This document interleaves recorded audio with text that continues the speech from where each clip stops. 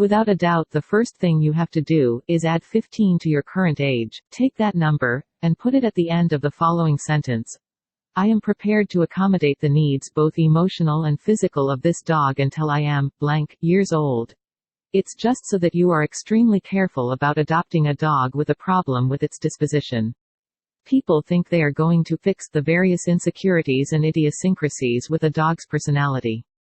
When in fact, if it's what they would call an abused or difficult dog, you will probably end up walking on eggshells around it, and protecting your guests from spontaneously petting it, until you are blank years old. Go see the critter, and leave her behind if she seems at all skittish, or if they say, she's been abused, or if they say, don't worry about it, she warms up to strangers after a little bit, or, she's just scared. Those are red flag words. Just know that you will be saying all of the same things every time you have a visitor to your home. Or worse, once they develop some confidence, that kind of dog can be a real liability. However, if she runs right up to you, if she sniffs your face upon pickup, those are good signs. Look at her teeth and see if they agree with the age they say she is.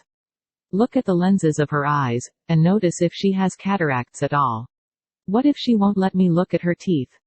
That is by no means a deal breaker, but if she'll let you look at her teeth, take the dog home with you.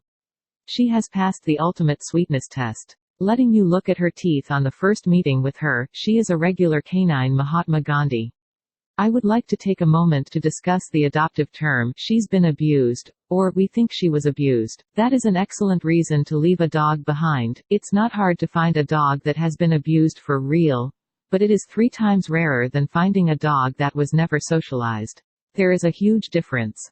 Most of the time, a dog that has been actually abused would not bite at flea, they have had all defiance beaten out of them. They sometimes make the best dogs you could get. The other 75% of the time, the dogs that they think were abused simply spent the first 3 months of their life in a cage with no socialization, so that they are almost feral, and everything scares them. Less common among rescue dogs is the one that was never socialized because it was always up under mother's petticoats. It is imprinted on one person, and everyone else is simply terrifying. This is especially true with the Vigilance breeds from Germany, who were carefully hand-selected from generations of puppies to imprint on one person, and be terrified of everyone else, and to engage only the fight response when scared, instead of the flight response. So normal among other dogs, if the dog is big enough to do damage, never let anyone try to explain away, he's just scared, about an animal you think you will introduce to your home. If you are a Googler, take a minute and look up reactive attachment disorder, and that is 75% of those dogs that the rescue organization would call probably abused.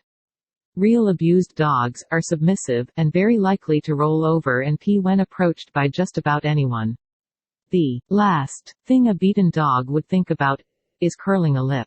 There are hundreds of heartwarming stories where a dog has been adopted, wild-eyed and tearing up people's hands every time they reach out, blood-stained bandages, and people moving through med first like a revolving door, with the after picture of the dog curled up on some owner's lap. Go ahead and scroll up to the top of the page where you put your future age into that sentence, and figure out if you want that only asterisk. Potentially, asterisk heartwarming experience. Until you are blank years old, you could have no idea whether you are or are not the Jane Goodall of dogs. Ask them for a 48-hour approval phase, where you're going to take her to the house to meet everybody, and arrange to let me look at her for a minute so you don't get someone that is going to plague you with dermatology, cardiac, or orthopedic bills for the next 15 years. Angels Among Us is my favorite pet adoption group. I consider them top-notch, and I have seen hundreds of excellent puppies from there, and I've never seen an instance where they would lie about anything.